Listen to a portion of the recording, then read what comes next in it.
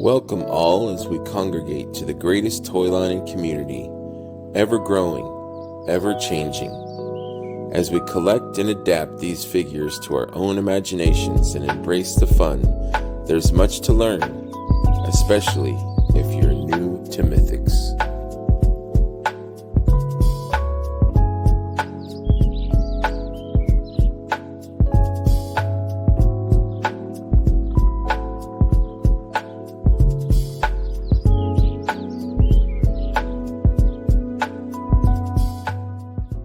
Hello, friends, and welcome to another episode of New to Mythics, episode 35, with my friends Eugene, Unick, and Nicholas Campbell. How are you fellas tonight? Good, man. I'm digging that intro. I'm digging your eyebrow action. Your eyebrows are very expressive, Nick. I like those. How you guys doing? Good. How are you? I'm happy it's Friday, dude. I was like, oh shoot, I'm missing Purple Gang Gang, but I'm a day early, so I'm good. I've gained a day. Nice. Yeah, I'm good. Awkward silence again. So I met you guys at this Legion's Con. Yep. I've seen you guys before. In the community and stuff, but I don't know if we've actually met before. Have we met before? I don't think so. Not me. I don't think so either. Yeah, I don't think so. Were you at the last show, the 2023? I was. Yeah, last year. But I was kind of a wallflower. Like I didn't really know anybody last year. Like I knew of people, but I didn't know them. You know what I mean? Like I was like, oh, there goes Jordan, or there's, Steph Orkin, and there's, there's Eugene Unick, but I didn't personally know anybody. So I kind of just hung out. Like I just sat at a table. It was really sad. I sat at a table at the pub by myself and just kind of like, but I did reach out, like Mark Thomas, like he and I became good friends. He was also kind of didn't really know anyone. He had the fearsome foursome 2-pack thing with the two. And I'm like, what do you got there, man? And so he came and sat down with me at the table, and we kind of just hung out and became friends that way. So, but this year is completely different. But I was happy I got to share a meal with you guys. We Absolutely, had dinner together, and that was awesome. We got to know each other a little bit, and now here we are. Yeah. Again, thank you, man. Thanks for having us on. No, dude, yes, thank you. I'm happy to have you guys. So let's go way back. Let's jump in the way back machine. It's kind of fun to talk to people that are similar to my age, because we kind of collected a lot of the similar things. Like I was talking to Dylan the other day, who's like, I don't know, 20 something, and he's like, the stuff he collected, I'm like, yeah, I think I've heard of that. I'm not really sure. I'm old, so I don't know. The rocks and sticks and stuff. I don't know what stuff you're playing with nowadays. But so what was, and you guys take turns, but what did you guys like, the first things you guys remember playing with toy wise when you were kids? Go ahead, Gene. I'll let you go first. So for me, rural Nebraska farm kid. Ertl, like John Deere tractors, because my dad and grandpa used on the farm, and so it was that and Transformers, and those are the first two things that dabbled G.I. Joe a little bit. I played with my cousin's Thundercats, but I didn't really have any of my own, and for the most part that was kind of it. I had some other stuff here and there, like I think I had like a few Visionaries, the ones that had the holographic chest. Yeah, I remember those. That's the right name. Or yeah, Visionaries. But Transformers was definitely. I want to ask you about the Transformers and Turtles. The tractors thing, was that a big thing that you collected initially? Was that like one of your main things that you really collected? I would say it's more accurate that I was given a collection of them by my grandfather and my dad more than it was I collected them, because at one point it was like a whole family affair, because a lot of the family either worked on the farm or had worked for the farm, or at one point I had a cousin that worked for John Deere. So that was just, you know, a lot of the gifts that were given throughout the years were centered around that particular type of thing. And yeah, that what I had is passed on to my brother and his kids, since he's still out there running the family farm. That's cool, And though. so, And they're still around, those toys. Yeah, my dad got me, and I don't know why, like, I didn't grow up on a farm until I was older, but my dad gave me this Ford blue tractor that was like completely die-cast metal. But this thing, and it came with a little trailer, and the wheels were rubber. Like, this thing was like, it was probably about, you know, like 6 or 7 inches. And I would love to have that again. That thing was like a solid toy. Like, I could go outside and, you know, go through mud and dirt and grass and all that stuff, and, you know, wipe it off and, you know, to bring it back inside. But those were some solid toys back then. Yeah.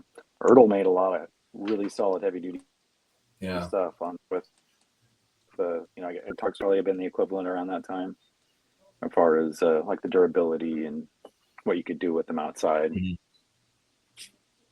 How were you with your toys? Were you you know, you took good care of them, or were you kind of reckless? I mean, it really kind of depended. Like my transfers and my turtles, those are probably the two things I had the most of, aside from the tractors.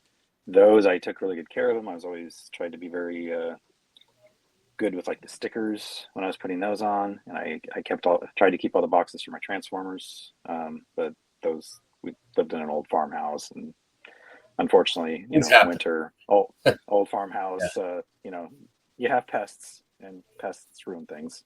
Yeah, but I remember having the pressure of putting stickers on toys. Like, you had one shot, man, and my hand would be like, you know, it'd be crooked. I'm like, oh man, I gotta live with this crooked sticker on my. So a lot of times I would not even put them on there, you know, unless it was a really vital sticker. I would just leave them off. How about you, Nick? Well, I was the youngest of my family, so I was always, you know, like, my brothers are older, and I was born in the late 70s, so I was always like playing with their toys that they were, you know, weren't home yet, or, you know, I'd sneak off and grab like the land speeder from Star Wars, the original one from Kenner, and you know, you'd end up having to use like different, you know, if you didn't have an Obi-Wan or a Ben Kenobi at that time, he wasn't really Obi-Wan then, you know, you had to like fudge it, or I'd grab like a rock and roll from G.I. Joe, because he had a beard and Obi-Wan had a beard. Yeah, I mean, and he'd throw it in the, you know, even still, like, I can't pass up, like, this is probably one of my favorite figures of all time. That is one of the best, in my opinion. That was one of the best Star Wars figures. Yeah. So, that and Bespin Luke were just like, solid.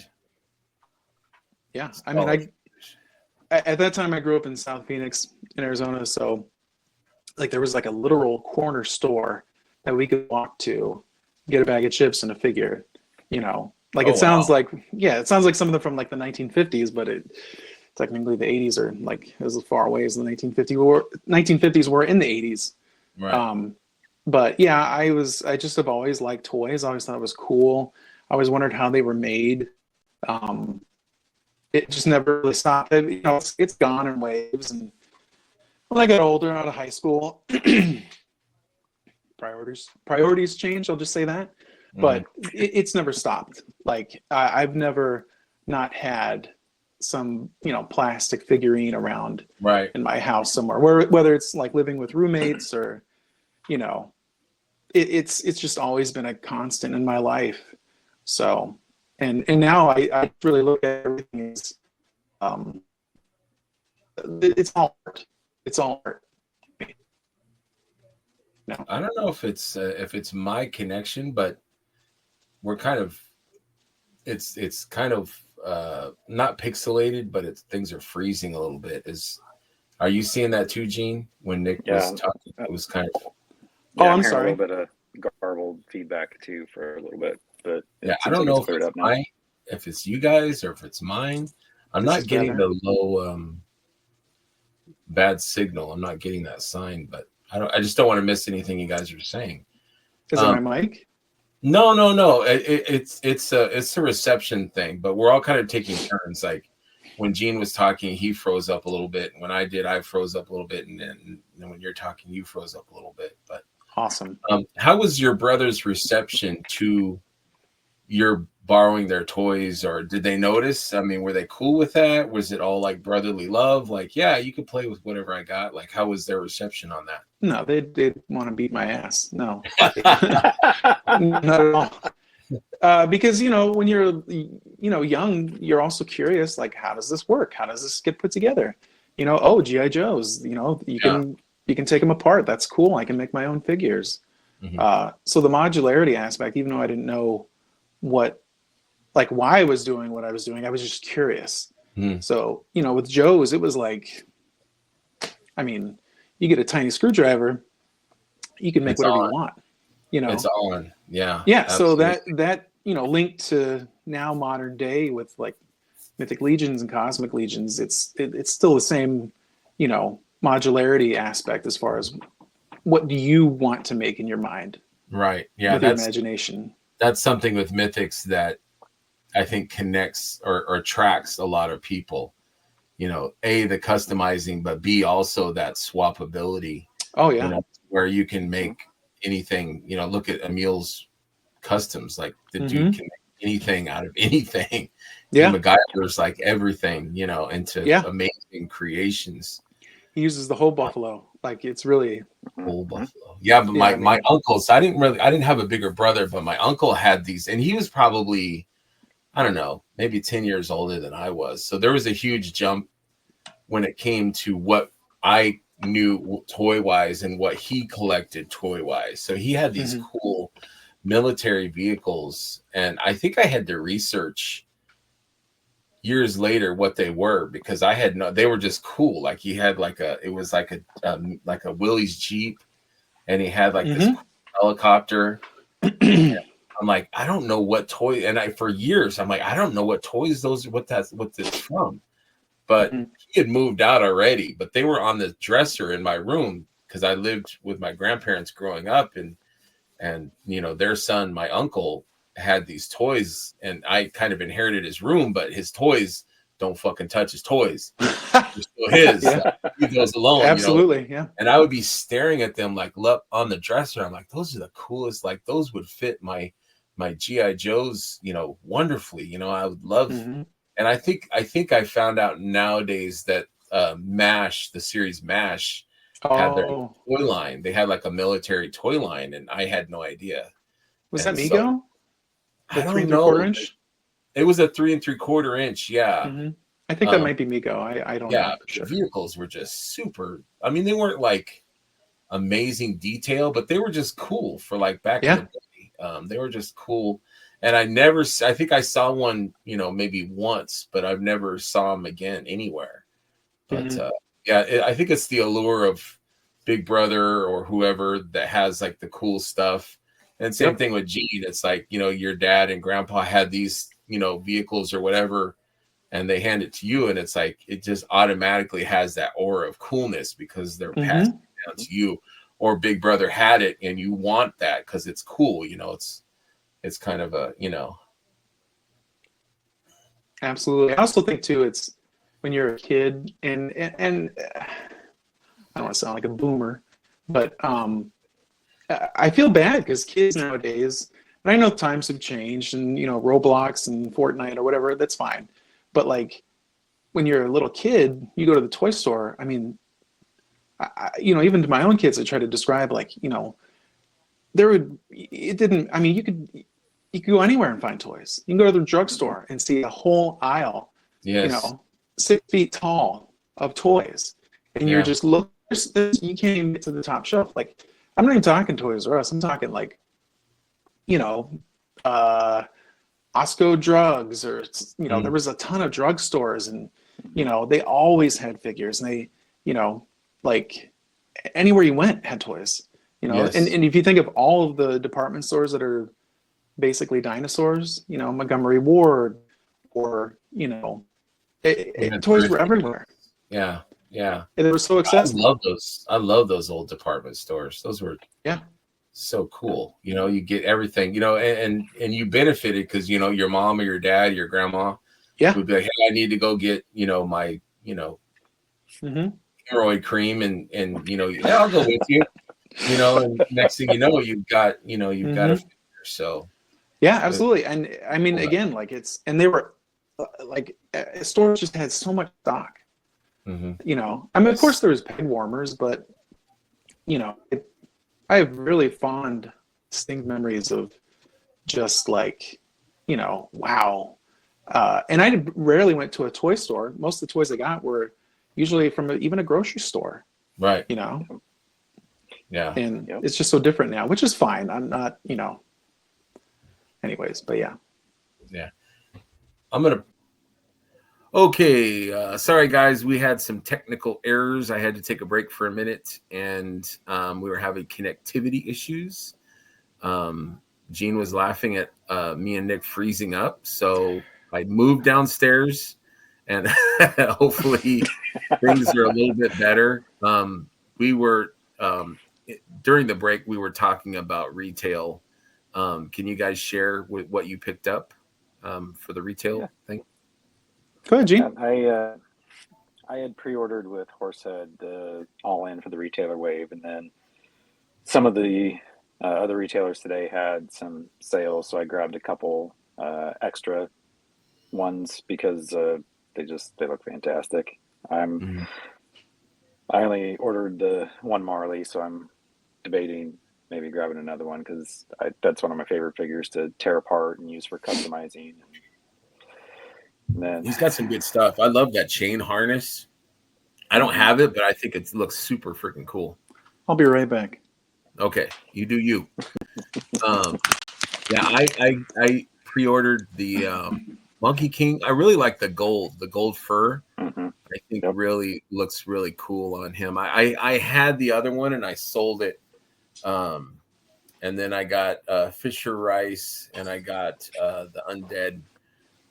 But I don't think I realized that the Undead, the Viking guy, was a 2.0. For some reason, I thought it was the 1.0.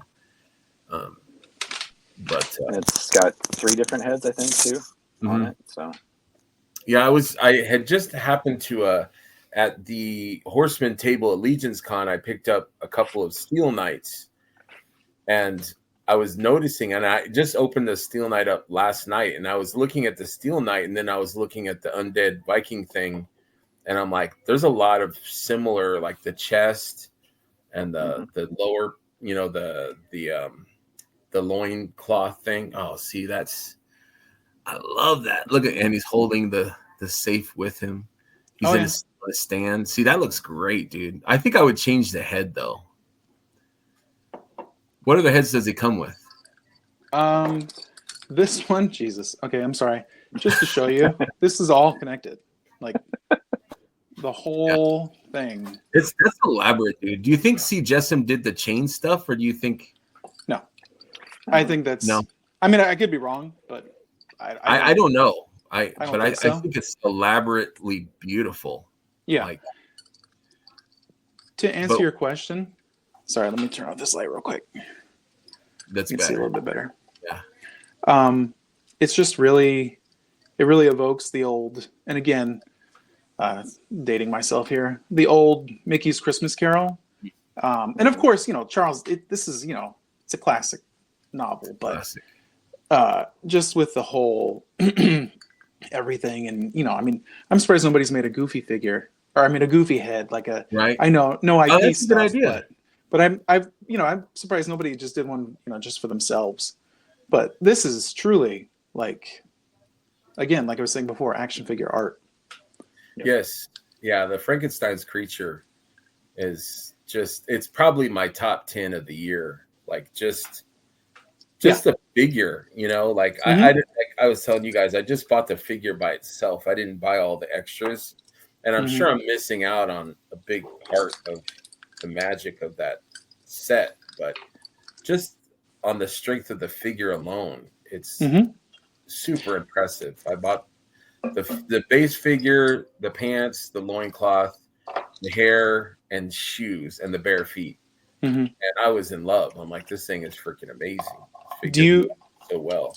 Do you like to pop and swap? I know so you don't really customize, but I mean, popping and swapping. I don't usually. Like I did a pop and swap with. I love that the leather on Poxis, what's it called with the little scallops or whatever. So I bought that piece from eBay, and I took apart Valiant Knight and gave the chest piece, put on the Valiant Knight body with a Lee J head and like a cape, and it turned out pretty good. I like it. I think it's pretty cool. You know, honestly, there's you know, that's you just got to take your first step into that. Right. You know, once you see something in your mind again, you know, your imagination, just kind of go with it. And I am a very novice when it comes to customizing. So, you know, I'm not like a Gene or all some of these other guys and gals, but like, you know, popping and swapping, you can achieve just as much. Right. Know. Well, okay, maybe not just as much, but you can get pretty close. Now, do you think you have to train your eye to, you know, kind of like a photographer or something? Yeah. You know, you have to be in that mindset of like, oh, that would make a great picture. So, like, I think you have to train yourself to be like, oh, these parts would make a great this. Well, think of it this way. Think of what's appealing. Like, I mean, you know, there's the whole color theory and the color wheel art aspect of it all, but like, you know, I mean, you know that what sometimes contrasts or something's, you know, a little bit more earth tones or vibrant or whatever, like just you got to kind of see what works. Right. So, you know, I mean, sometimes it doesn't work and you got to kind of go back to the drawing board. But something so simple as just even, I'm going to promote Gene here. Go ahead. Something simple is taking oh yeah, you know, a custom head and placing this is a Baron Voligar 1, I think. Yes, looks like it. And you know, these are factory wings, and you know, there's not much to it, but this completely changes the look of this figure. Absolutely. You know, absolutely. And Gene, my crappy camera doesn't do it justice, but like he knocked it out of the park. I can't get it to anyways. So but we're gonna get into Gene's stuff. I've got some slides I want to show off of Gene's, but I want to go back and talk a little bit more about you guys' journey into becoming fans of the Mythic toy line. Sure. So was there ever a time where you guys kind of paused in collecting? A lot of people, as they get older or go through puberty, they kind of stop collecting figures and kind of jump into the reality world and you know, did you guys have a point like that where you guys kind of paused? For me, I would say like maybe like from 10 this is gonna sound a little pathetic, probably like 10 to maybe 14. 10? Really? 10, 8, you know, maybe 8, I don't know. You didn't but I mean like toys to 10? I was but still... we had no. So what I'm saying is like I had actually that's bullshit because I was 10 and when Batman came out 89, so I was definitely I had all that shit. So I'm full of shit. So I would say probably maybe like 2 years. No, truthfully like 2 years. But like I always we had a toy box which was a big ass like it's something you would put like grass clippings from your yard in. You know, from Home Depot, like those big brown ones they used to make. Yes. And we would just throw our shit in there. Me and my two brothers just throw it like it was like, you know, Millennium Falcon. And, you know, so we had toys. And then there was a comic shop that opened up by my house. And it's you know, corny, but I used to ride my bike there and they had toys. I'm like, holy cow, like they have a Y-Wing, you know. Yeah. I never had a Y-Wing. They were awesome. Yeah, my friend had one. I didn't have one. No, I didn't have one either, and so that kind of reignited my interests. And you know, I'd always read comic books, and my dad had collected things like he's into like sports memorabilia, and you know, my stepbrother actually had toys that I used to be jealous of. Like he used to have. You guys remember Black Star? Oh yeah. It was like a He-Man adjacent. Yeah, I had Black Star in his green like horse dragon thing. With the little that was flint. So cool, man. Oh man, I used to do that and be like, I would put the covers. Yeah. And like at night, I would. Oh yeah. And like I would look at that's probably why my eyes are messed up, because I was like. Yeah. But for people that don't know, or people that are younger than us, there was like for the good guy and the bad guy, they had little things on their chest, and there was it like a thing on the back with your thumb? It was like a flint, like a big lighter kind of thing, where you flick it and it would light up their chest piece. And they also had glow in the dark swords too, I think. Yep. So there was a lot of night action where, you could be in your room and having some battles and things with, the lights down. Yeah. So I love those little gimmicks. It never really went away. And then as far as, fast forward a few years later, and then, I did the whole Star Wars thing in regards to the 90s, and, I'm not going to front. I'm not going to lie. I was there for the prequels. I was like, I was drinking the Kool-Aid. I've made my peace with them. That's fine. We drank it, but sometimes the flavor was a little, it was. Yeah, but I was like, anybody who says they hated episode 1 from the beginning is full of shit, because everybody was like, it's not that bad. Well, I can still remember being in that theater, and like, you're waiting for the trailers, you're like, whatever, but for us, it was like the last thing Star Wars we saw was like in 83 with Return of the Jedi. So like, this now it's like 1998, I think. And, we're in this dark theater together, and it just goes black. And then you see the Lucasfilm. It's like, and it's like, oh shit, like I'm giving myself chills right now. But like when you see that Lucasfilm, because you hadn't seen it for so long, you see that Lucasfilm on the screen. 16 years, yeah. And then you see the crawl, and it's like, holy shit, this is happening. Like, this is fresh, new Star Wars. I don't know what they're talking about, Trade Federation and all this crap. I don't know what's going on, but I got Jedi action, I got robots, I got creatures. I'm good. Yeah, no, and you know what? As you get older, you get a little wiser. I would never knock somebody's, like, that's, and I can kind of see it in my own kid, my eldest, like, that's his jam. That's his Star Wars. And I'm not going to shit on somebody's, their trilogy. Right. And there's actually, I may not agree with the execution, but there's a lot to say, that those movies say a lot about, politics. I'll just leave it at that. Right. And how fascism works, and authoritarians. There's deeper meanings, and absolutely, and that's all that might even apply to nowadays. I don't know. Yes, absolutely. So for that, I can appreciate them. Aside from I hate sand, it's fine. But so anyways, apart. But I think we kind of adored Lucas like our whole lives, and he gave us a fresh batch of Star Wars, and it's very original. As we get older, we might be like, what is this? What is he talking about? But like I said, execution. He built like this amazing, huge universe, that's unparalleled in my mind. Like he's a genius. He's a living legend. Like he's the modern Tolkien, or whatever you want to say. Like he is that, regardless of what you think of the films. I always love that line too that Harrison Ford, he said something like, what did he say? Something about it. Something about how it's hard to say what you're writing, or Yep, I know the quote. It's George, you can. What does he say? He's like, George, you can type this shit, but you can't say it. Right? Yeah, you got to. I'm paraphrasing. Like Harrison Ford, kind of like this shit's, but it's true. It's like it's true.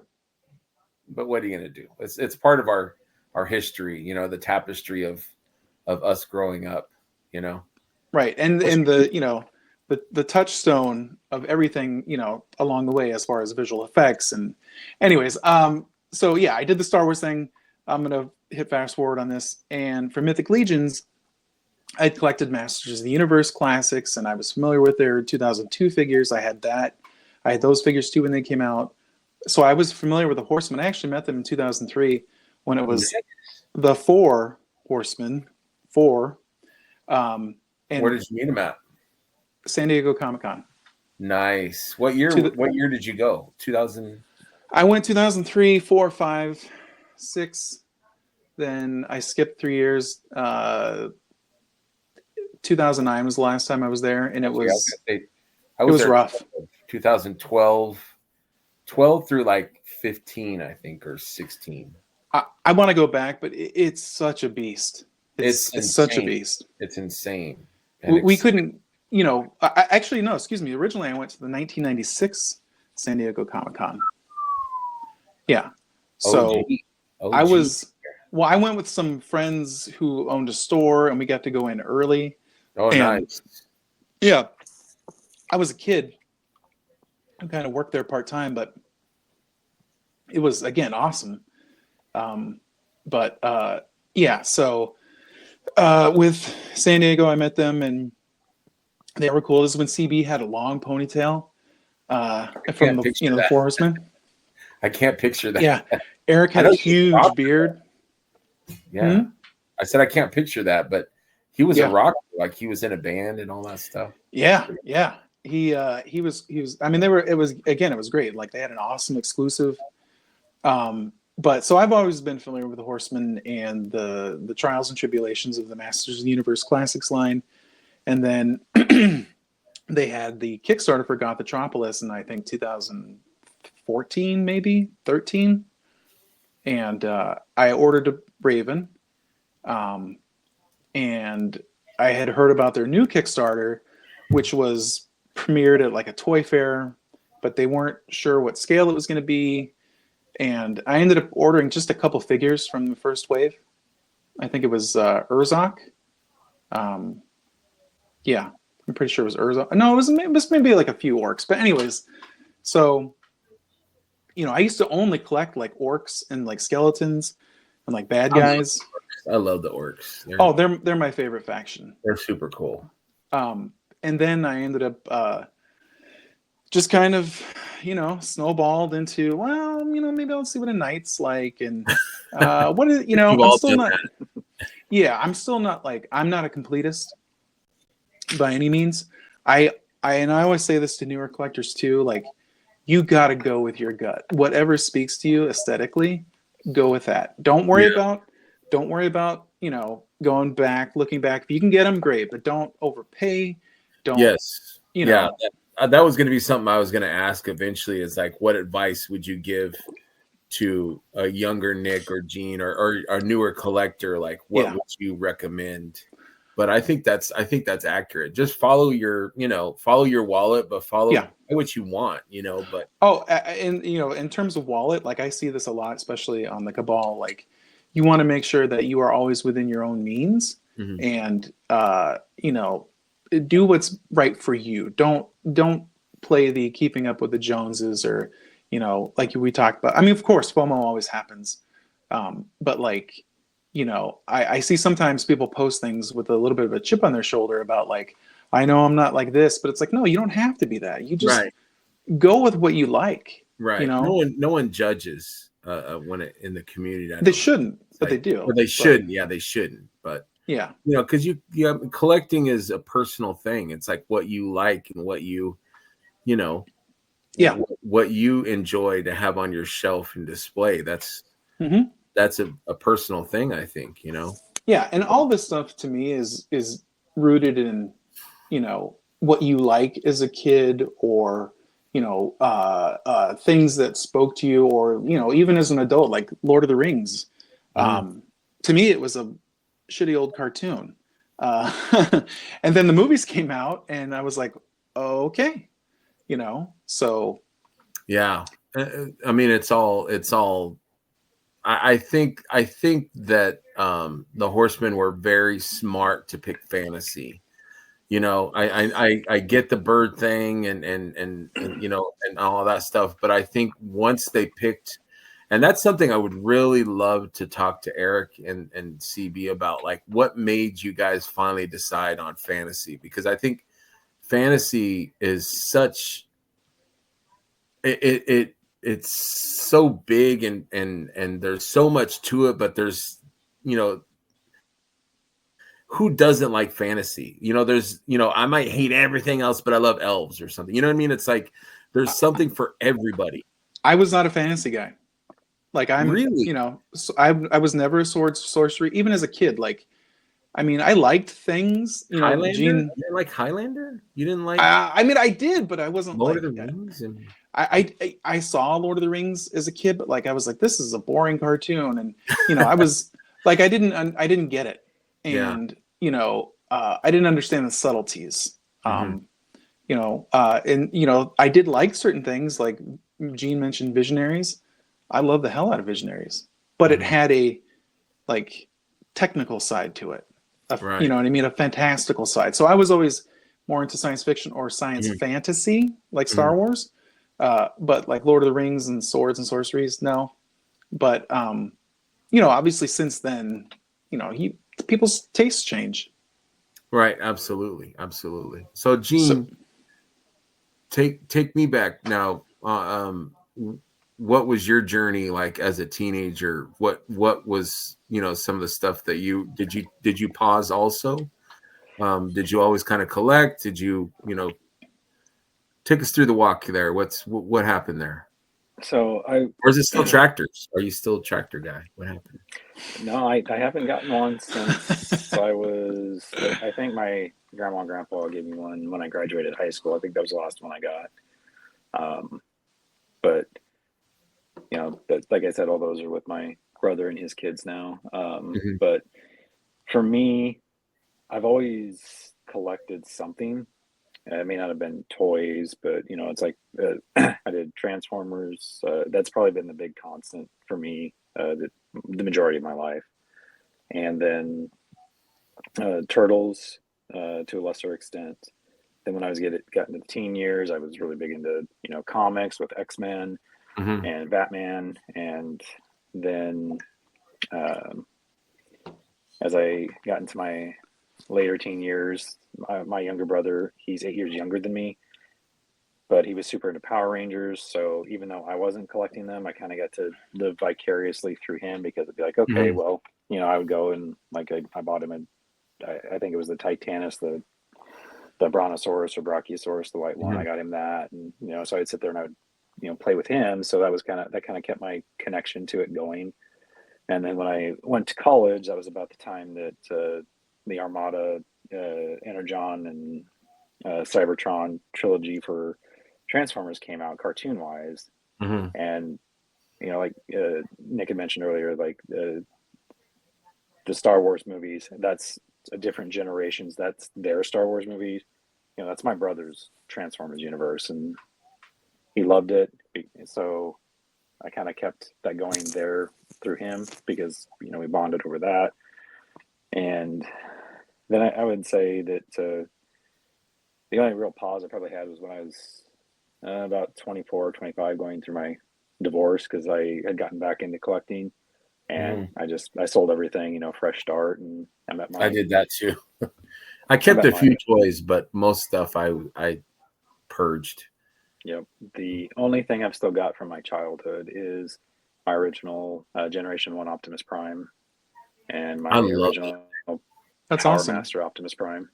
Those are the only two that I've kept. And what's the Power Master? Which one? What's that one? It's Optimus Prime basically goes into a power. I just want to hear Gene's description. He basically folds up into a cube, and then he goes into a trailer, and then he's like a super roided out Optimus Prime with shoulder cannons. I've never seen that before. He's like Ultra Magnus on steroids. I think BDE Optimus. There you go. That's it. Yeah, I had to trade. Like Transformers were like way out of my financial wheelhouse. So like I would have to trade with kids that were kind of tired of the ones that they had or something, and they wanted, something different. And I remember I had scored Optimus. That was like, I think the first Transformer I had. And I was like in awe. Like my friend had to show me that I traded with, like he had to show me how to transform it. And it was just the coolest thing though. Like the trailer opened and there was a lot of die cast parts and he had a big ass gun. I'm like, this is a cool damn figure. But I think my issue with those is they just didn't articulate as well as I wanted them to. You know what I mean? It's like I wanted to have them do like these dynamic poses and stuff, and because of the engineering, they just don't really. They got you covered now. I'm just saying. Right? Yeah. I mean, but I would say Optimus was actually pretty good. Like he could move his arms and legs pretty well. Maybe him and Soundwave were pretty good, but a lot of the other Transformers were just like, what the hell, man? But they were just so cool. Like the engineering on those figures were amazing back then. If I can just interject real quick, Greg, do you still like Transformers still, or do you follow it at all, or no? You're kind of out of the loop. Yes, I like Transformers, but I mean there's the nostalgia thing. But I think with me, there's not like something that makes me come back to it. Like the Turtles, like I really loved the comic when I was a kid. This was like back when Eastman and Laird were first doing the comic, and I picked way up different. a couple. And yeah, way different, like real gritty, dark, edgy, and there wasn't any other. There was just the comics. So I would draw the Turtles and stuff. So I had that nostalgia, but I think I kind of, some things you carry with you or you bring with you as you get older, and other things you kind of leave behind. And I think Turtles and Transformers I kind of left behind. Star Wars I brought with me. Marvel, Secret Wars, the comic, and stuff like that. A lot of the Marvel characters I brought with me over time. But I think some stuff I just kind of left behind. But I still respect and I think Transformers and Turtles I think are very cool. I think it's interesting what attracts us as kids and what makes us hang on to certain things and what like the things that we collect say things about us. So I think that kind of psychological thing is interesting. Like what first that we're manipulated by the media, the cartoons and all this stuff. That's why I was kind of interested in Gene, because he was given tractors and stuff like that. So it's like, manipulation is a mean word, and I don't mean it like that, Gene. Like I'm not belittling. I think it's cool. Like I was given a tractor and I freaking loved it. And you're the first person that I ever heard say that they were given tractors and stuff like that. But it's like Gene was kind of subjected to a different type of manipulation by, it's cool stuff that was given to him. And like us, it was like, and I'm not saying you're different, Gene, because I'm sure you had the cartoons and stuff too. But like us growing up, there was, Lion-O and G.I. Joe and Transformers and all this barrage of stuff that, these cool commercials. You remember those G.I. Joe cartoon or commercials that were cartoons?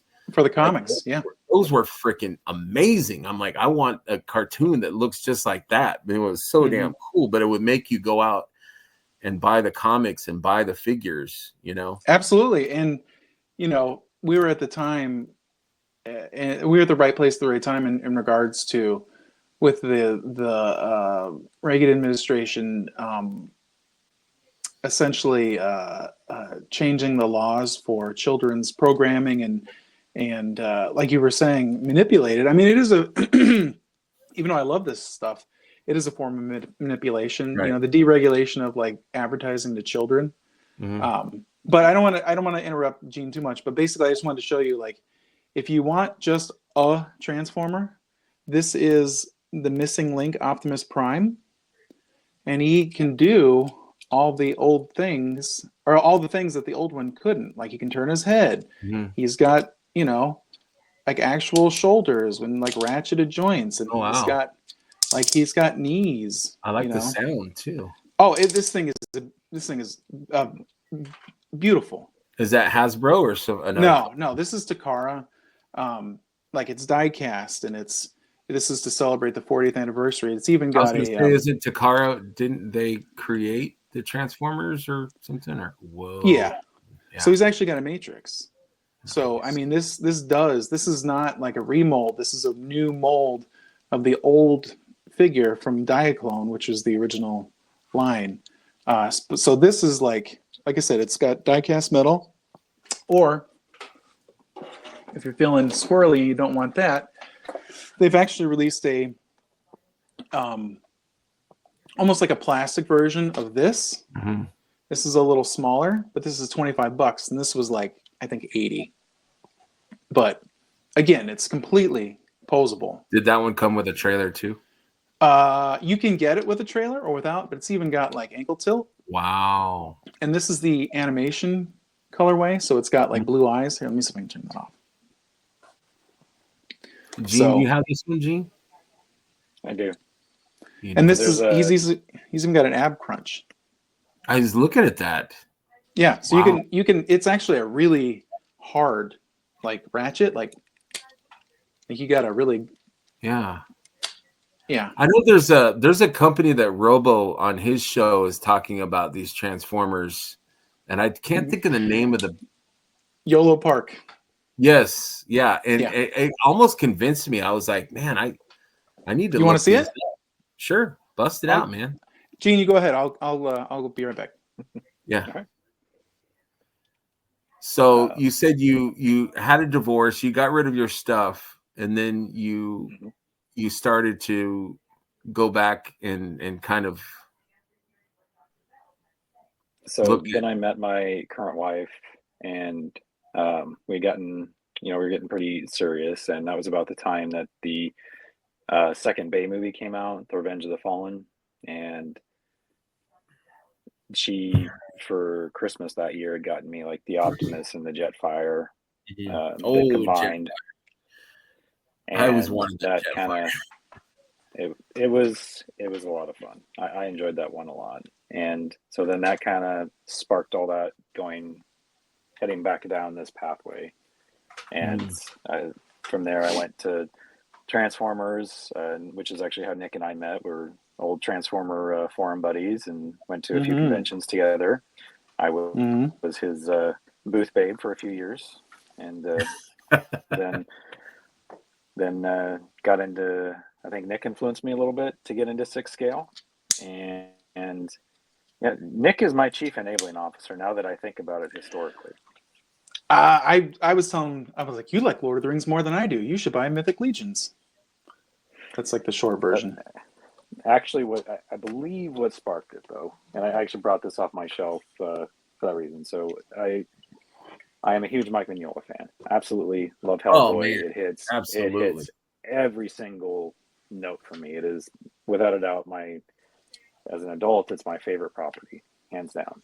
And so this particular story, the Headless Templar of Prague, I had just gotten the 1,000 Toys Hellboy. And that figure is chef's kiss, like that figure. And Abe some of the best figures ever made, period. I'm like, give me Lobster Johnson. Give me the Lobster Johnson. Yep. And so I was telling Nick, because I think it was Palm Empire, because they're I can't remember what their 1/6 scale company name is, but they do like Templar Knights and stuff like that. And I fully admit, I was a snob at the time. Nick will admit it. It's like, oh, Mythic Legions doesn't have soft goods, whatever, because I was like, at that time, I had Mezco, and I was like, oh, let's get these Palm Empire ones. It'll be fine. And then I get it, and it's with 1,000 Toys Hellboy, and the thing barely came up to above his navel. And I remember texting him. I was like, this is bullshit. He goes, well, Big Bad Toy Store has these Templars. You might want to finally pull the trigger on that. And I'm like, okay, fine. So I put a couple in my pile of loot, and he goes, well, Aerithir Wave pre-order is ending. And I'm like, well, I'd like to, but I was going to visit my my best friend who had moved to Berlin many years ago, and I was going to visit him for the first time. This was 2019, and so I went and visited him. The before times, back, right? The before times, and so then I came back and I finally shipped my pile of loot, and I get it, and I'm messing with it, and I think at that time I gotten, what was it, Delphina, and then the Templars. I think I just gotten the Templars that were available on BBTS at that time, and there was quite a few. Mm-hmm. I love Delphina. She's a great one. And so yeah, the Templar was one of my first figures that I bought. I think it was like my second or third, and I'm a huge Knight fan. Any Knight I'm down for. But yeah, so you got your Templar, you got your Delphina, and you were like, okay. I texted him and I said, "You were right," and he goes, just replies with a Han Solo. I know. I know. And then I went from there. I think the next thing that came out was All Stars 3. I think that was the next pre-order because that was the first one I got in on because Aether had just ended, but then Siege of Bjorngar, I think, was the next one to actually land. And that was my first wave that I'd bought in from a retailer. And yeah, since then I've been involved in pretty much every wave or release in some capacity. Mm-hmm. So before we start showing off your customs and the things that you make, I got to see this YOLO Park Optimus Prime because I'm liking how he looks. Let's see this again. Hold on, wait. Let me embiggen you. Okay. You have the platform, sir. Look at this. Okay. Look at that. Oh, let me turn off my light. Here you go. So, full disclosure. Sorry, this is a little weird to me. I did paint his eyes. I took this all apart and I painted his optics. So this is actually lights up, but I'm not really like a light pipe guy or light up guy. I'll test them if it works, great. But so it's kind of hard to see. Let me see if I can get it closer. Actually, that doesn't. I can see the eyes. Yeah. Yeah. So what kind of paint? Was it a special paint that you used, or? No, I was airbrushing. Or no, I'm sorry, not airbrushing.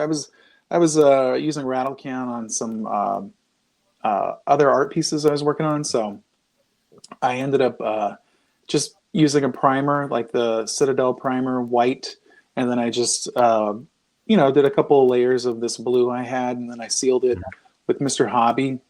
But he's got a little bit of die cast. He's very detailed for the money. It's pretty solid. It looks like I want it to look. Like it looks just like the cartoon to me. Yeah, looks spot on. But don't forget, you can't have peanut butter without jelly. Now kiss. Which one? But which one's your favorite? I mean, I'm partial, but like this is really good. Actually, see how dark his eyes are? Yeah. That's how Primes were. So I'm going to have to paint his red. Yeah. So, sure. But again, my crappy camera and lighting isn't doing it justice, but there's a lot of paint on here, a lot of like weathering. You can see that's not dust or anything. That's just scratches. That's cool. Painted on. Like 60 piece. Yeah. So Robo said they kind of come as model kits, but they're not really that difficult to put together. They're kind of like that. Oh wow. Now I did, to be fair, like if there's any flash on here from plastic, I'll trim that off because that can make the difference between the leg going in all the way. And I'll because I'm weird like this, but like if I get any kind of like friction that's really difficult to mess with, I'll hit it with some shock oil. But like, I mean, this is a pretty sturdy little guy. I mean, why did they have to do the model thing? Was that like a rights thing or like a Hasbro kind of thing? I'm sure it has everything to do with just licensing. Yeah. So, and it's non-transformable. So there's some Transformers collectors that's like a no-go. But I mean, I understand that because that's the whole, impetus behind Transformers. Yeah. But it's just a really nice, And And that's why I Again. was kind of looking at like the Super 7 because they kind of go with the animated style and they don't I got him transform. here. Yeah, because I don't really hold on, man. This is not a Transformers show. I'm just saying the Super 7 you gotta one's bring right us there. back on the rail, man. I'm letting you go a little bit. Yeah. Because I'm interested, but I don't want to talk too much. This guy's an enabler over here, big time, man. You getting commissions or what? What's going on here? I wish. Yeah. But yeah, I will look at those yellow parks. I don't know if they're still available, but I'm kind of interested. I'm kind of because I remember seeing on Robo Show. I was like, oh, those are pretty cool, man. I resist a lot, like because I love Mythics so much. Yeah, I will be like, you know what? I'm not buying this. I'm not buying that just because. I mean, there's a bunch of these coming out. Like there's a Starscream out. There's a like Soundwave coming. Ooh, Soundwave. Like that's Yeah. I think to me, like this is enough. But I also have a shit ton of Megatrons and Optimuses. So I've never had a Megatron anything. I remember one of my school mates brought Megatron and it took him like the whole recess to transform it into a gun. I mean, it was badass once it was a gun. Yeah. But it took so long for him to, and then when you turn it back into a robot, I'm like, he doesn't really look like the cartoon robot. No, he kind of looks like a weird, like, I'm like, I don't know. I mean, it was still cool, but I love it, but it's a shit toy. Like I'm not gonna, sit here and say it's like great because it's goofy. It's goofy. Yeah, it's goofy. But plus, yeah, they're cool. They're cool things, man. But back to so I want to show off. Sorry, I do love this talk, man. But I gotta get this back. So new to Mythics. New to Mythics. So when did you start, Gene, to be like, you know what, I'm gonna start doing some customizing? When did that take place for you? That was during the pandemic. At that time, I had gotten a bunch of figures from Jeremy Gerard and bought one of his customs, and I'd bought some stuff from like My Action Figure Customs, who were the only ones kind of making the parts at that time. And then once I kind of dipped my toe into there, I was doing it off and on for probably about 6 to 9 months, and then I was sitting there with telling my wife towards the end of 2021, I'm like, man, I just feel like I'm not getting any better at this. And she goes, you really just need to work at this every day if you want to get better at it. And so for a year straight, I made sure that I was doing something every day on that for, may have only been 5, 10, 15 minutes. And it might have been something like tearing apart figures so that I could prime them, or washing parts so that they could get primed, or it was painting. But that year, it, really kind of lit that in me, and it's just been a constant for me ever since. So what initially got you interested? Like, was there, like, did you see a figure and say, oh, you know what, that would make a cool Terminator, or that would make a cool, like, what was it that kind of spurred that, need to start to customize? Was it other people's creations, or? When I've been in the 6-scale community, I had commissioned a bunch of custom stuff, and I enjoyed it a lot. But that was more fabric based, and maybe one painted head sculpt. It wasn't anywhere near the customization level that you have with the Legion's lines. Yeah. But for me, selfishly, what I wanted was I wanted a rogues gallery of Hellboy adjacent characters that I could, if I wanted to sit there and put them on a display on a shelf, that I could. And it really just kind of went from there. Most of what I work on, I do tributes. I think my first tribute figure was probably an Optimus Prime that I'd done years ago. It was a Knight of Optimus Prime. Oh, cool. And it's really cool. Since then, it's just kind of whatever fancy takes me, I suppose. It sounds like a a nonsense answer, but it really is. A lot of times I don't have.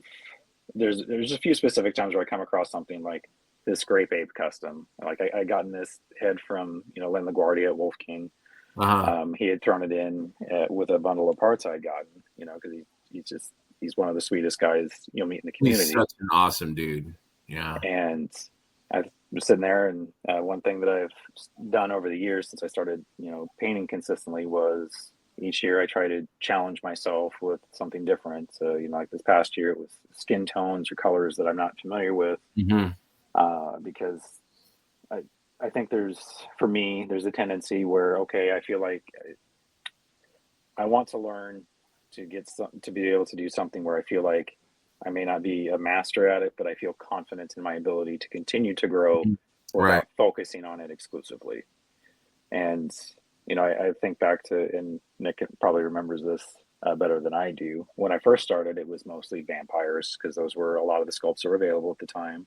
And then I moved to Fury Clan Orcs because that was my favorite at the time. And then I moved to like metals and steel and accessories, and then with Cosmic and the Figure Obscura, it's just kind of gone in a bunch of different directions. So like, and this year I don't typically make homage or tribute figures just using Mythic parts because I really enjoy the third party parts, but this year I really wanted to challenge myself and do that. And so I made the Predator this year, and that was something that I hadn't seen anybody do. And I love the Predator movies. Not all of them are great, right? but I love them. Which ones aren't great? Don't get me started, man. I was gonna say Predator class. Actually, you know what? I'm not a fan of the Predator, the last one. The Predator. Who was in that? I don't know if I remember. Oh, was that the one that was in like the Native American? No. Prey. I'm sorry. You're right. That's the last one. That was awesome. The one before that was the Predator, and it should have been great. Anyways, but go ahead.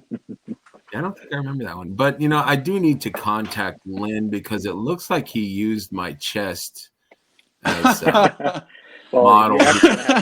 You're gonna have to take that up with Saba. And Saba's there might be some royalty issues, so I'm gonna take this picture down. And this is awesome. Did you do this one? This is amazing right here. I love that. Yeah, that was. I had painted a ton of Red Jet heads because the Red Jet is. I think it's the most striking figure. Phenomenal! Yeah, in Cosmic. It's my second favorite figure. Novian Lean has my heart in Cosmic, but Red Jet is a close second. Yeah. And I was talking with John Caulfield from the Euro Legions because once the Red Jet came out, it was probably 3 or 4 days where I did nothing but try to get the tone right with the armor on there and the paint match, because it's difficult to match exactly. And you know, I don't know that I came up with an exact match, but I have stuff that it's close enough that, you know, unless you're really, really, really wanting to get into it, that it looks fine. It looks good. But I just want to interject here. Of course. Gene is like the picture right there. I mean, I know it's a cell phone picture. We were in our hotel room, but like his paint matching to that, like it looks even better in person. Yeah, like he's. I mean, this birth control is not for looks, and I legitimately I'm a big paint guy. Like I will, if I see something and it doesn't, you know, really line up, I'm like, well, it's fine. But this one, like he's got it down pat. Yeah. No, it looks good, but I know what you mean. Like in hand or seeing it in person, cameras can throw things off. Yeah. I had bought Brian C. I don't know if you guys know that guy, but he had made a female kind of Red Jet, and I saw it. He posted it on Instagram, and I'm like, and I don't usually do that. I'm not a big custom buyer, just because I feel like a lot of times the customs are so fragile. Like I can barely hold it and it'll like fall apart or something. That's like my fear. Like I don't want to spend $300 on a custom and it just kind of bleh, like, you know, but that figure is phenomenal. Like it was the paint like he did was, you know, it was amazing. But yeah, I love this right here. That's some good work, Gene. Thank you. Digging it. Very clean. Yeah. Now, is this the Legion Builder 2 repaint? Yep. Okay. That one, I saw Nick. I'm like, okay, I got the Predator done. I need to get a Terminator to go with it. Oh, So, you know, I didn't even think about that. That does look like the Terminator. I love the big guns too that the Grape Ape has in this Terminator skeleton. I love the big guns on that. That's very 80s, man. That's 80s. I love it. Yeah, and this one was one of my first. The Predator and this one were one of my first experiences sanding joints, because it's like, okay, if I'm going to do this, I want to make sure that they can stand the test of time. And I was really happy with how those two came out because they're durable. I was showing the guy that bought it at Legion's Con. I'm like, it's not gonna rub off. It's sealed. There's clearance. Do whatever you want with it. So when I don't know anything about painting. I'm working on an uncan because I couldn't afford one, so I'm kind of working on building one. So do you take all the pieces apart and paint them individually, and then like do you seal them, or do you seal it when it's all together, like or the clear coat kind of thing? So what I do, and everybody's process is different, because I know like some people don't seal at all. I think like Emil said at one point that for the most part he doesn't seal a lot of his stuff, and I think A lot of people don't. Really? I think Sherry I'm surprised. when she was painting stuff that she doesn't seal because she thinks that the sealers can throw off the paint, and you know, doing the paint masters, I completely understand that. Yeah. Sure.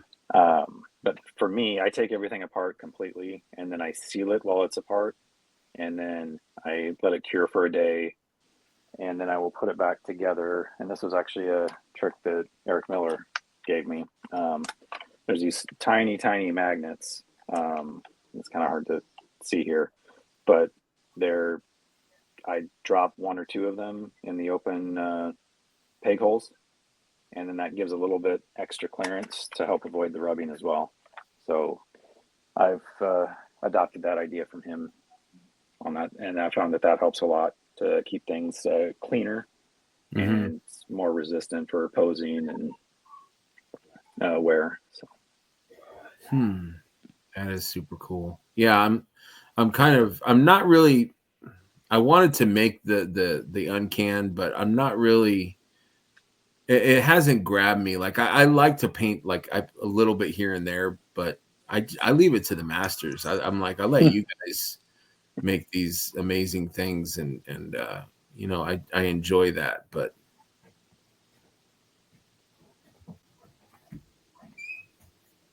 I like the red eyes on this guy, or red eye on this guy here. He's pretty cool. Yeah, I actually the Euro Legions guys have been really, really good to me throughout the years. So they had sent me some advanced copies of their Legions Con exclusive sculpts, and so I made a tribute figure for each of them. So that sculpt there, that's actually a Wolf King sculpt, because I didn't realize it at the time, but Richard Jones actually has a commissioned sculpt or two from prop masters that are supposed to be him. But really? I didn't realize it until after I'd already made this. So I was like, oh, so I gave these to the guys as a thank you, because they've been really kind to me through the years and promoted me. And they're good guys for sure. They are. And I told him, I'm like, I'm sorry, I didn't realize you had it. He's like, no, this is great. He's like, I didn't have this head sculpt anyway, and you know, I think I was listening to the show the other day. He's like, I like it even more because it looks like I have hair. It's like, right. Like that works too. So yeah, those are awesome. Yeah, I feel like the sealing it or the clear coat would like protect the paint more, but I could see how it might alter or change maybe the sheen or. Most definitely. And it depends on what you use too, you know, because most times you've got, you know, there's different, just like, you know, there's different shades of paint, you know, there's like, you have a bunch of different shades of red, you have different types of, you know, shades of sealant too. You know, I use satin for metal, I use gloss for eyes, and I use matte for fabric. And, you know, there's variances between those as well, depending on what company's sealant you go with. So yeah. And sometimes there's different reactions between, the paints themselves and different sealants. Like they can actually, you can be counterproductive and actually create, something that wasn't tacky and it now is because the sealant reacts to the paint and vice versa. Mm-hmm. But to your point, Greg, as far as like wanting to make an Unkin, I think it's definitely doable. You could probably, I mean, I know it's cold right now. It's a little difficult, but you could probably even get a couple of rattle cans and, take it apart. And I would say that, and Gene kind of taught me this too, that when you customize, you take a figure apart completely as much as you can. And then I would, soap and water wash the parts because it gets all the mold release off. I've never heard that before. So you wash them. What does that washing it do? It takes the mold release off. So when a figure's, in the mold and they got to get it out, they'll usually coat it, and that coating can sometimes leach through. And especially if the part itself is like, with Legions, I'm pretty sure everything's painted. I don't think there's anything cast in the color other than the joints. But yeah, and he's a wealth of knowledge when it comes to this stuff, Gene. Mm-hmm. Yeah, the big reason that I do it is, like Nick was saying, sometimes you might have something that it doesn't. The simple answer is it doesn't play nice with either the primer or the paint you're trying to put on there, and it gives it, whether it's mold release, maybe it's oils from your hands. It could be any other number of environmental factors, but I do the same. I do the same thing with every third-party part I get too. I give them a lukewarm bath, not a hot bath, and just Dawn dish soap and a toothbrush, and I scrub everything, rinse it off with cold water, let it air dry, and then I'm ready to. After it's done air drying in a day or two, then I am ready to prime and go from there. Okay. I'll have to try that. Yeah, I had never heard of the washing of the. So once you wash it, it maybe the primer will stick better. It'll adhere. It'll give it more teeth. Okay. And even if you wanted to, like, because with Unkin, those are very common parts. So you can, you could probably even hit it with a little bit of light sandpaper just to kind of scuff up the plastic itself. Because you're going to paint it anyways, just again to let it adhere. But yeah. And for that one in particular, we've got, several different orc heads, right? That he uses, and the only thing you're really going to have to paint is the helmet. The helm, yeah. So you don't necessarily need to, or maybe want to, repaint the whole thing. So you just wash the head and scrub that off, and then all you got to worry about is painting the helmet part of it. I will say you can even go a step further, Greg, and we could be here all night wasting your time, but like you can take the head, like the jowl of that orc, and the helm off. It comes apart, and again, it's your own comfort level as far as doing this, but you boil some water. Always use things that you're not going to eat out of. Like I have a pot and a Pyrex container for this kind of stuff that isn't used for food because obviously. You can take all that stuff apart and you can paint just the helm, so you don't have to repaint the teeth and the jowl and everything. Like, it's actually probably, as I'm looking at him, he's probably one of the easier customs to do for such a rare figure. Yeah, Survival complex. I love the orange for some reason. The orange. What'd you say, Gene? I said he's not going to be a Sir Valgard complex job. Oh God, no. Sorry. What were you saying, Greg? Oh, nothing. I like the orange. I like the orange of that. It appeals to me. I like the color for sure. You can always, if you don't want to, you can always hit up the Cabal. Sometimes, I've seen Keltises, I've seen Atamons go for what I would consider pretty reasonable. Yeah. Unkin is still, for whatever reason, is still probably one of the most, what do you think? Maybe third most expensive, Gene? I'd say Valgard's probably top. Maybe fourth. Yeah, Valgard, Etheron, Yeah, Otho. Valgard, Etheron, Otho. Yeah. Then what about the gold skeletons up there too, isn't he? Yeah, but I don't think he's more. I don't think he's as sought after as Unkin. I would put Galaron at 4, and then I would put Unkin at 5. Yeah, but I think the whole Masters of the Universe angle draws non-Mythic Legions collectors. Like I know guys that just collect the Masters tributes.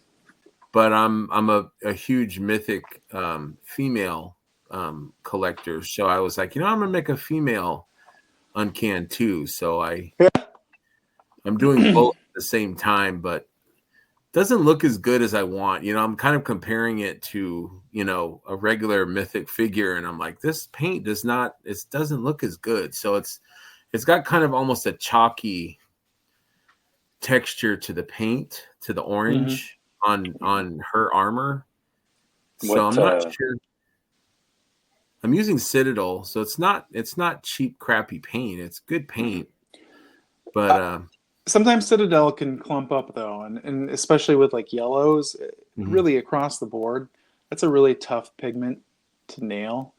And I really feel like either airbrushing or rattle can is probably the best route. Like a white primer, and then you go. It's kind of like a weird orangish yellow too. It is, yeah, or yellow orange. So it's I know what you're saying. It's tough. So you think that like a rattle can or an airbrush, it would probably be a more even coat. Yeah, or send a figure to Gene and commission him. I might do that. I might send. You know what? I'm serious. I'll be like, Gene, I'm gonna send you the parts and just strip that shit and redo it, and I'll pay you. I would say the toughest part, honestly, if you would, Gene, is probably this mace, but it's I think just recently been reissued in another figure. So I was trying to think what figure got that mace. For a while, it was just Unkin and like a weapons pack, I think. Yeah, there was a goblin that had it too. Okay, was it like Thump or Thwick or Nub? It wasn't Thump, because he's got the big like warhammer. Yeah.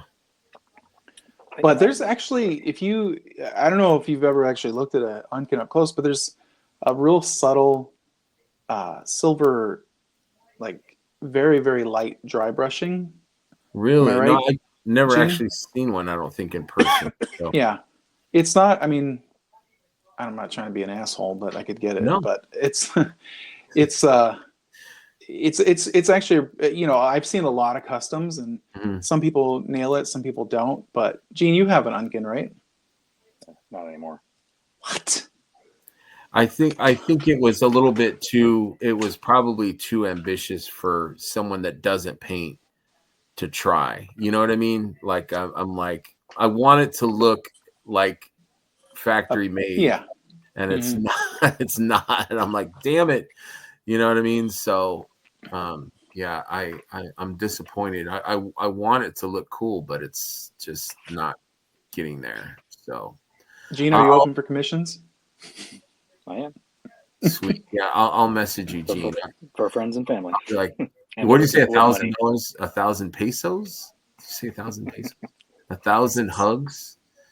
But so when did you start like, you know what, I'm going to monetize this. I'm going to start like, I'm going to get a table. So when did this happen? Like, was it all kind of organic? Like you started to, buy heads and then paint them? Like, walk me through, man. So I think what really started it was Nick and I went to 2022 Legions Con together. And that was the year that I was doing the, artistic everyday post, right? Because I was showing something I was painting or working on every single day. And I got there, and a lot of artists that I admire, I got to see them, got to interact with them.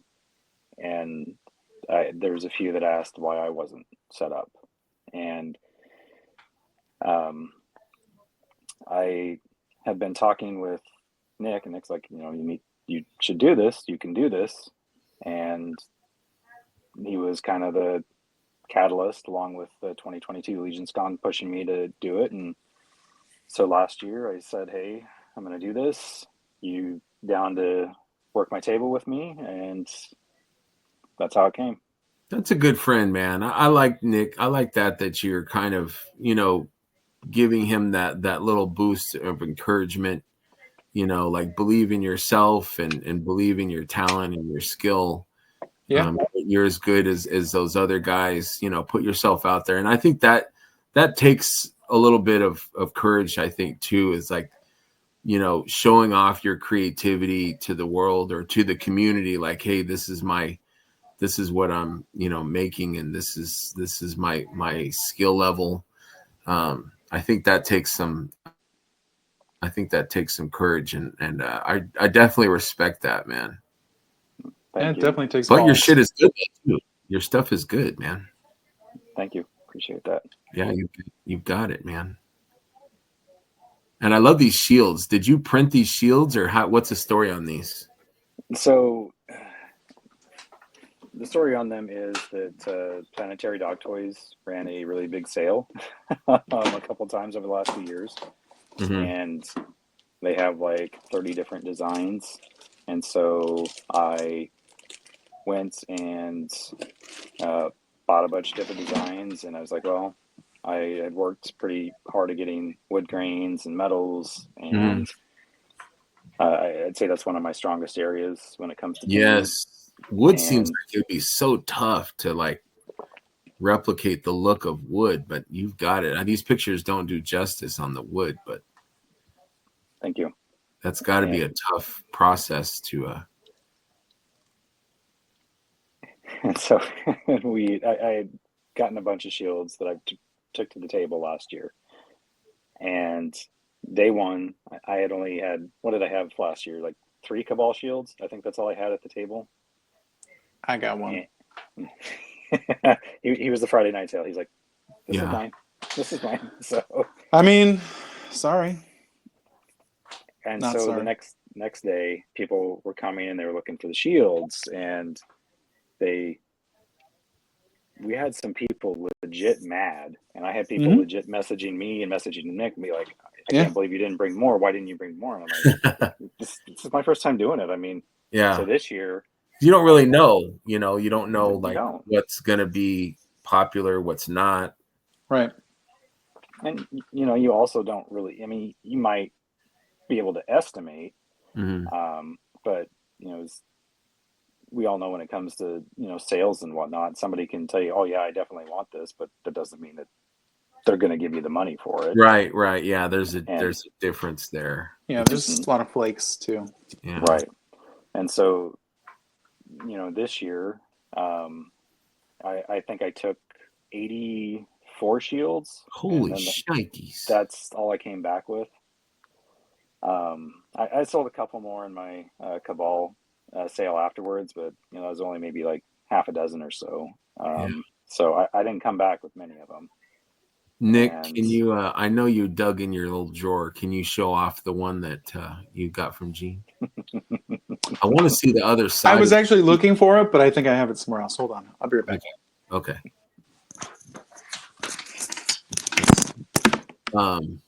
So what is the other side of the shield? And then that's one question. And the other question is, was there like a permission thing with Walter and the Cabal sign? Like, how does that work?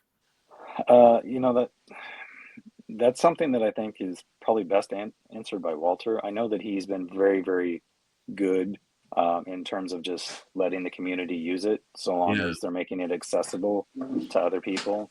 Yeah. And, where Seba has made these shields, I know that everybody's good about reaching out to Walter to make sure that he has permission. Like Brian Lynn this year, he had those little holograms, Carver Customs. Yes. Fantastic. I thought I had it here, but his little, I do. So, he made these little holograms for Cosmic that are using the Cosmic Cabal logo. Yeah. And so, is it Brian? Yep, Brian Lynn. And Yeah, Brian's it's really awesome, cool. dude, man. he He's a hard he worker. makes That guy. amazing stuff. Amazing stuff. And I think Len has Cabal shields now too. His are different. They're more in the style of like what you see for the Knight shields that come with Mythic Legions. And there's I think Kingpin Customs. He has a Cabal head that he Yeah, that had one's cool. last year. Actually, I think I've got one painted real close. Let me grab it. Do you have the cosmic one too, G? Yes. That was really neat. I almost bought that. I forgot to. So yeah, let me. All right. Let's see what you got here, Nick. Let me see. That wood grain is freaking amazing. Can I see the other side now? Yeah, I mean that's not as ornamental, but this is I gave it to the wall tour figure. I mean obviously, but Yeah, obviously. And again, he's got like all the rivets and like you said, the wood grain, and it almost looks cold to the touch, like it's so metallic. That metallic, amazing. Is the so does the handle plug into that hole? How does that work? Yeah, okay. So it's just a regular old Mythic Legions, peg shield peg can go in there. I was wondering how that worked. I'll show you this too. Let me see that. Let me This is see. the one I got from Gene. Oh wow! And I have another one. I can't find it, but this is cool. This is Planetary Dog Toys. Wow, I'm a big shield guy. Ever since Captain America, I love shields. I'm all about the shields and throwing. I love the shields, man. That like Eric from Dungeons and Dragons, even though he was a little prick. I was gonna say he was an asshole, but yeah. Yeah, but I just love that he had a shield. Like that was his weapon, was a shield. Yeah. Like it was a defensive thing. But I just thought it was cool. Yeah. Also sealed. Mm-hmm. Also sealed. So let's see what you got, Gene. So this is a damage print that Len had given me in one of my orders. I think it's cool damage though. Yeah, so this will be part of. Looks like an axe went through it or something. Yeah. Yep. So there's that. That's freaking sweet, man. Like Did you paint these? Yep.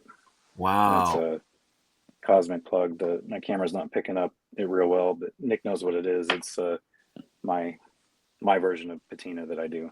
Yeah. And then here's Lenny's Cabal head. That one's really cool. That is cool. I don't think I've ever seen that before. Yeah, he had it at Legions Con 2023. So. Okay. He had it this year too. It was really neat.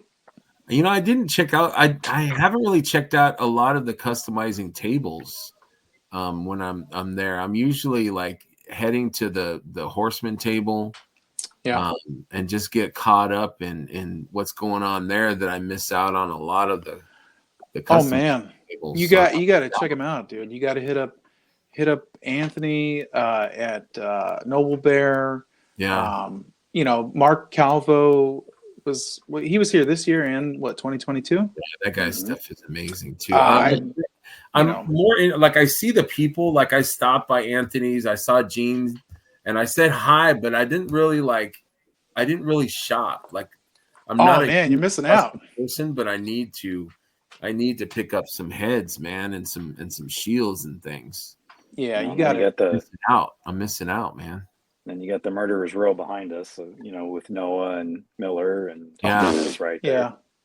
Yeah. I mean, I've seen people run to their. Oh yeah. Or Healy to. Mr. Belay. Yeah, Mr. Belay. Yeah, that's all I said. So the heads that you have left, I'm not sure if these are the ones that you still have left are available. If there's any. Or people are interested that are watching, they can send you a message. They can slide in, and see what you have. So are you going to future shows? Is it just Legions Con that you go to and sell your stuff, or do you go to cons? I would say 95% of what I sell is at Legions Con. Being in being in the Midwest, particularly Nebraska, there's not a big show presence. One of my friends here does run a convention in Omaha a couple times a year, and I do set up there. But that's the crowd for that is primarily more buying tractors. figures Well, you're joking, but that's part of it too. Is like Yeah. you will see No, what's sold there. I see that shit here. Yeah. I had moved to A lot of tetanus. What'd you say?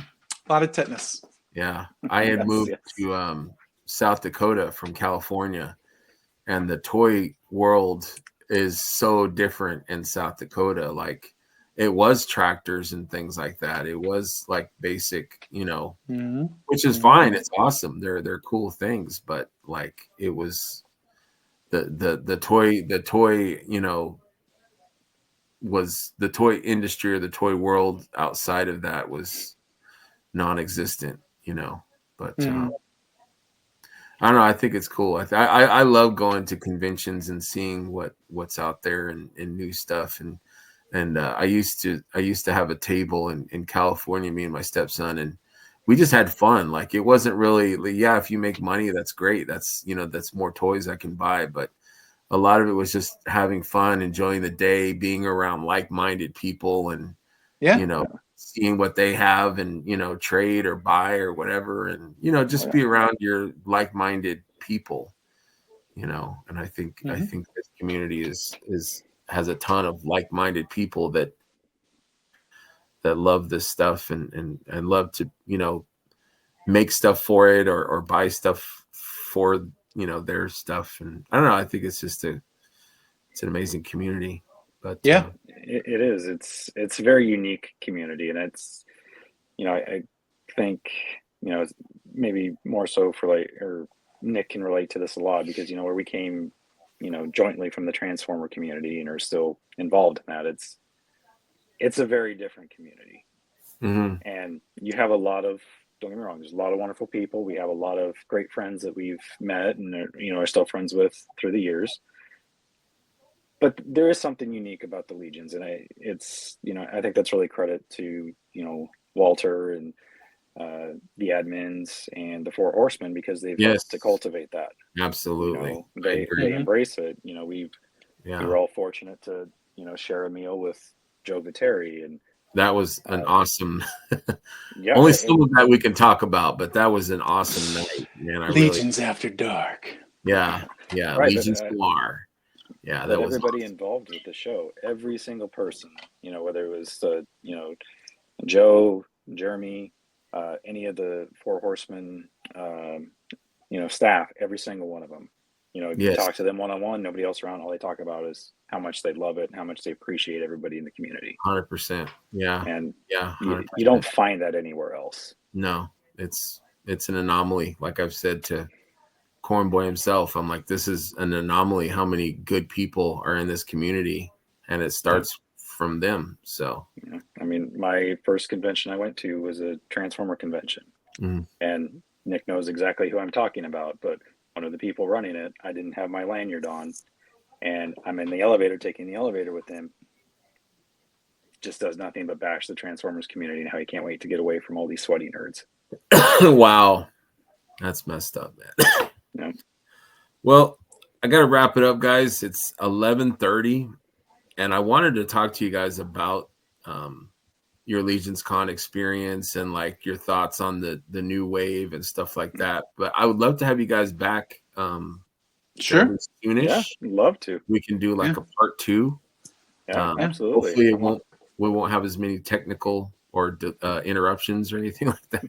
I apologize. So do I. I'm sorry. No, you're fine. You're fine. But I had a great time with you guys, and I would love to have you back sooner than later. Absolutely, man. Just let us know. Yes, okay. Love hanging out with you guys. Let's do a part 2. Anytime. Remember. Yeah. Wait. What was the wait? What happened? I was wrapping it up, man, and I didn't even know I was wrapping it up. Oh, you're like, yeah. I said 2 later, not now. Later. Yeah. Deuces. No, but I appreciate you guys and thank you so much, man, for spending the Saturday night with me and being patient. Thank you. And like I said, I would love. It's still Friday, by the way. It's still Friday. Is it? You said Saturday. See, I told you, man. My brain is. I was off for 2 days, and I'm like thrown. Like I'm. Who cares? Yeah, it's fine. I'm old and confused, but anyways, I had a great time, guys, and I look forward Likewise. to our next episode. So thank you guys, and I will see you guys soon. Take care, guys. Remember, friends, to always have fun, be curious, share, and enjoy what this line has to offer. Come for the toys, but stay for the friends.